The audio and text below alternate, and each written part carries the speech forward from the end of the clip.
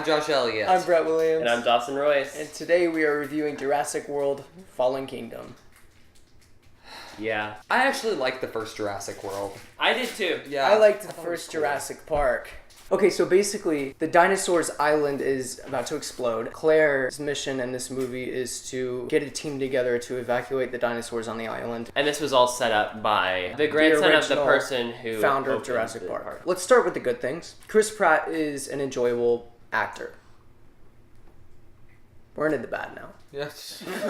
There were some more good things, though. There were some cool shots. The dinosaurs looked real at points. The visual effects were cool. I noticed that they were CGI. I love watching movies and being like, there's no way that's fake, because it brings you into the realism of the movie. I found myself looking at these dinosaurs and going like, that looks like a CGI creature. That really? Look real. I watched the first Jurassic Park after this, and I noticed that honestly those special effects look a little bit better than this one at times. I mean, yeah, you're right in that the Jurassic Park original visual effects aren't dated now, but I do think that the new Jurassic World movies, their visual effects are much better than most movies' visual effects. I don't know. I'm sorry to say this, but if you have seen all of the trailers for this movie, you should be aware that you've already seen 90% of the entire movie. Mm-hmm. And that is a huge issue. Marketing these days can be terrible. Why would you show the whole movie in its entirety? This movie is painfully predictable. I saw every single thing coming except for one. Yeah, and when it's not predictable, it's because it just is so ridiculous that it shouldn't even be there. This movie is a lead-in to the next one. Okay. We're going to spoilers. Go to the time code at the bottom of the screen if you want to avoid spoilers for Jurassic World.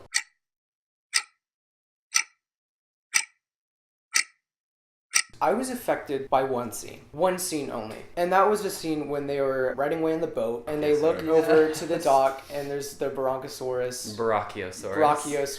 and he's alone on the island and it's already erupted and you just watch him die and it's really sad. The effect of that moment is the Brachiosaurus is the first dinosaur that you ever see in the first Jurassic Park movie. Right. And now it's the last dinosaur that they're seeing on the island. They're seeing it die in the smoke. And it's like a before and after picture of how it was created and how it was destroyed. It's just a great moment. I would say that's one of them, and the other one that I really like is the transition at the end of the movie where you see Blue standing over a town. You can kind of see the things in the next movie that are about to happen, like, honey, there's a raptor on our porch. The interaction of civilization and these dinosaurs that most of the people in this world have only seen the dinosaurs behind cages or, eating people. So the main monster in this movie, the Indoraptor, they use the Indominus Rex's DNA from the first movie. They had a lot of similarities, but this one was a lot cooler.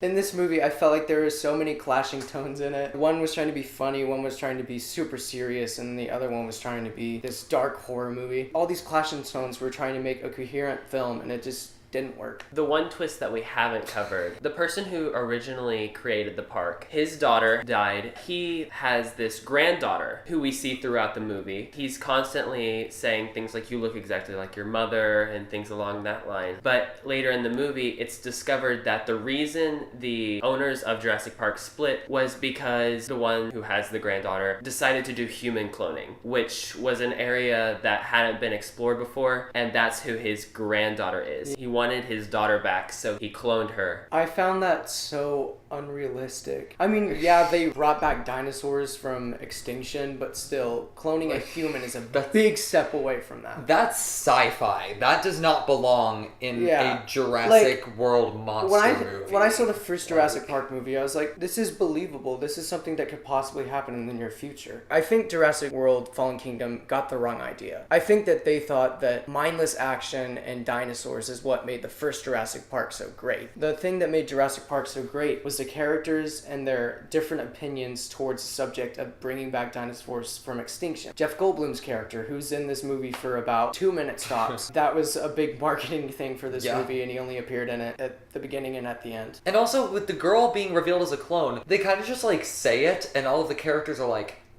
huh. And then they move on. Yeah. And then at the very end, like, the whole purpose of it is to make this point about how, even though they were created by humans and it doesn't technically follow the laws of nature, they're still alive and they deserve life. But they could have so easily made that point without cloning a human. There's one other shot that I liked. It was the T-Rex and the lion, two animals that definitely one is a lot bigger than the other. They still don't fear each other. It kind of shows the evolution or things like extinction path. It just kind of shows how time passes and how much of a threat the dinosaurs would actually pose to a society. Should we go to final verdicts? Yeah. Sure. This movie, it's not terrible. This franchise has not gone extinct yet.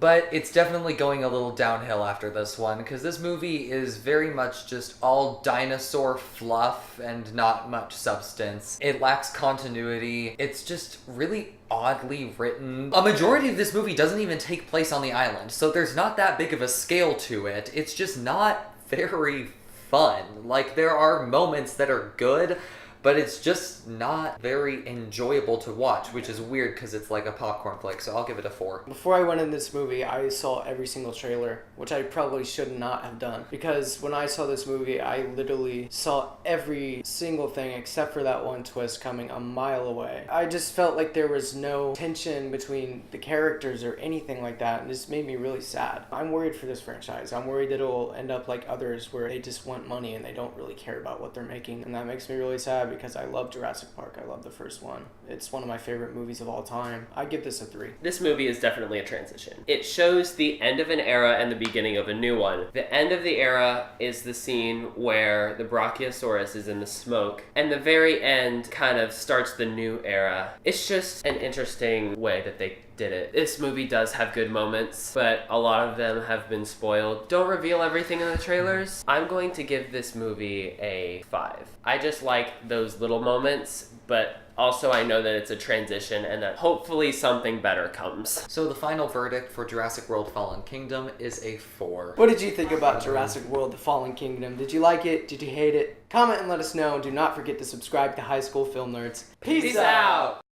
Thanks for watching. Click here to subscribe and here to watch our last video.